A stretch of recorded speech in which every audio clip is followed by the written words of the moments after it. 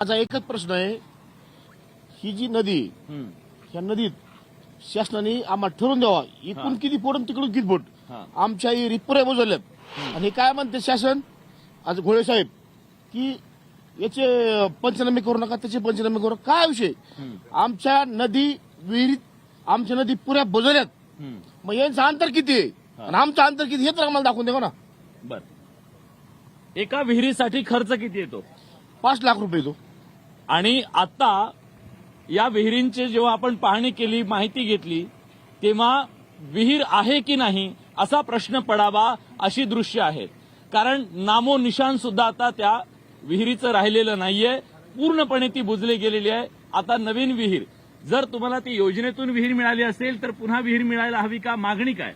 की गाळ काढणं शक्य आहे? सर, आता संमिश्र अशी परिस्थिती आहे. काहीच्या विहिरी टोटली बुजवलेल्या आहेत, कारण त्या विहिरी उकरून फायदा नाही, त्यांना नवीनच मिळायला पाहिजे. आणि ज्या काही समजा गाळाने अर्ध्या बुजल्यात तर त्यांना भरीव अशी गाळ काढण्यासाठी मदत करावी. बरं, तुमच्या वती म्हणजे तुमच्या मार्फत सरकारला माझा हा प्रश्न आहे. सर, माझं खूप नुकसान झालं. मी एक ऍग्रिकल्चर ग्रॅज्युएट आहे. मी नोकरी सोडून शेतीमध्ये उतरलो गेल्या 4 वर्षापासून. माझी 7 एकर पडीक शेती होती. आता ती मी दुरुस्त केली. तिला दुरुस्त करायला मला 25-30 लाख रुपयाचा खर्च आलाय. त्याच्यामध्ये मी एका एकरामध्ये 4-4 लाखाचा गाळ भरलाय. आणि आता माझा शेत तलाव जो होता 5.5 लाखाचा शेत तलाव फुटलाय. 5 एकर कांदा होता, तर त्याच्यावरती अक्षरशः गाळ, काही कांद्यावरती गाळ जाऊन बसलाय आणि काही शेतामधली अक्षरशः छातीत खाली माती होऊन गेली.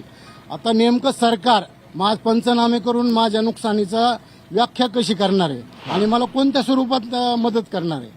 कारण की आता माझी अशी परिस्थिती आहे की मी करायचं काय? कारण शेती करायची जरी म्हटलं तरी अजून मला 25 लाख पुन्हा त्या शेतीमध्ये 25 लाख रुपये घालणं आहे. आणि तुमची जी तटपुंजी मदत विम्याच्या रूपाने मला येणार आहे की 10 आणि 20 हजारामध्ये मी काय करायचं? शासनाला माझा हा सवाल आहे. आणि आतापर्यंत मी पाहतोय तुम्ही जसं या गावामध्ये येऊन आमचे प्रश्न म्हणजे जाणून घेण्याचा प्रयत्न करताय. कदाचित एवढे संवेदनशील जर सरकार झालं तर कमीत कमी आम्हाला मदत मिळो किंवा नाही मिळो, आमच्या डोळ्यातलं अश्रू तरी आटायला मदत होईल. एवढं तरी सरकारने करावं, आमच्यात यावं, कमीत कमी बसावं, बोलावं. नेमकं काय झालंय? कुणी येतंय नदीपात्रात उभा राहतंय, ठीक आहे, नदीपात्रातलं नुकसान दिसतंय, हायवेवरून येत हायवेवर येत आहे, जात आहे, पण तुम्ही पोहोचा ना. तुम्ही जसे आलात आमच्यात बसा, शेतकऱ्यांची बैठक बोलवा, तिथं विचारा कुणाचं किती नुकसान झालंय. त्याच्यानंतर ती तुमचे कृषी विभागाचे अधिकारी त्यांना पाठवा आणि ती प्रत्यक्ष ते बघा आणि त्या स्वरूपात आम्हाला मदत करा. आमच्या म्हणजे माझ्या म्हणण्यानुसार कमीत कमी हेक्टरी 5 लाख रुपये जर दिले ती सुद्धा खूप तटपुंदी मदत ठरेल. पण कमीत कमी हेक्टरी 5 लाख रुपये शासनाने शिरूर तालुक्यासाठी सरसकट जाहीर करावेत. एक सुशिक्षित असा शिकून शेतीमध्ये आलेल्या तरुणाची ही व्यथा आहे. म्हणजे चांगल्या शेतकऱ्याची, ज्यांनी शेतीमध्ये 20-25 लाख रुपये गुंतवले, त्यांची ही अवस्था आहे.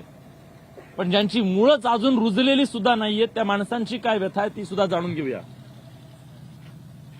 अशी काय झालं? आमच्या घराने पाणी शिरलं. आम्ही 8 दिवस शाळात बसलो आणि माझ्या मुलाची जेवढी सेंटरिंग होती तेवढी वाहून गेली.